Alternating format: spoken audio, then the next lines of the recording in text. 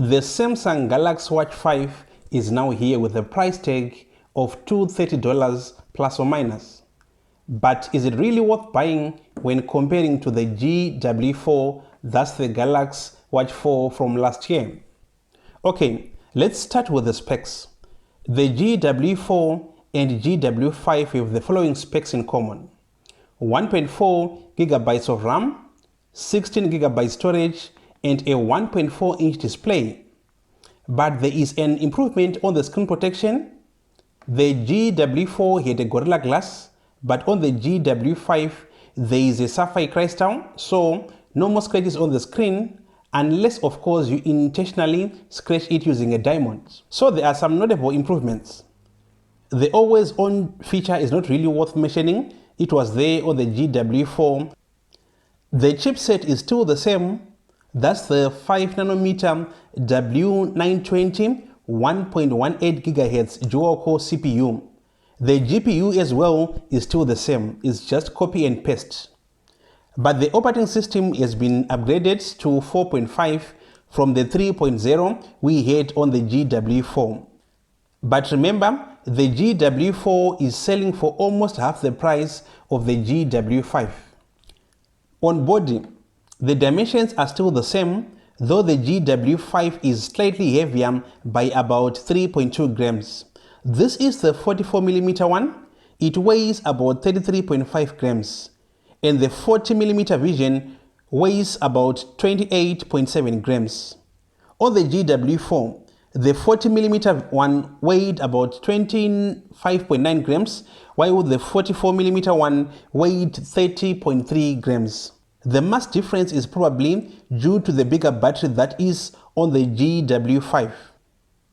We will talk about the battery life later on in detail, but just a little spoiler, it's impressive. On straps, we are still on the standard 20mm ones, just like last year, though in my opinion they feel a bit different. They are more comfortable on the skin. You really don't feel like you're wearing a watch.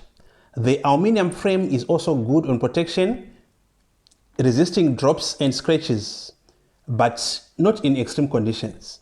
The water resistance rating did not change, 50 meters IP68, just like with the GW4. Now let's talk about the battery.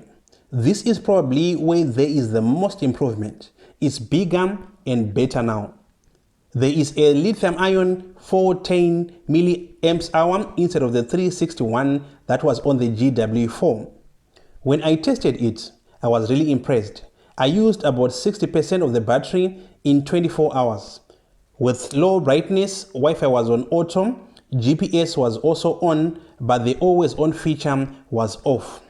With a full battery, on average, I get about 32 hours plus or minus. Not bad, right? And there is also fast charging now.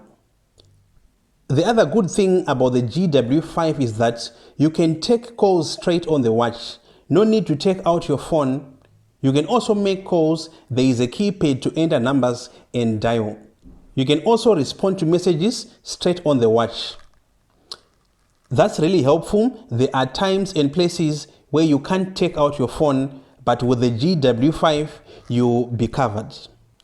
Bluetooth has also been updated to 5.2. So as you can see, there is a very big price tag of about $100, but if you look at the specs now, the difference is not really big. So it's all up to you to go for the GW5, the new GW5 or the GW4, but in my opinion, I will stick to my GW4. And as always, do not forget to give us a thumbs up if you've liked this video, and if this was your first time coming to this channel, go down there and click on subscribe so that you'll see all our future videos. My name is the Duke of Tech. See you on the next one.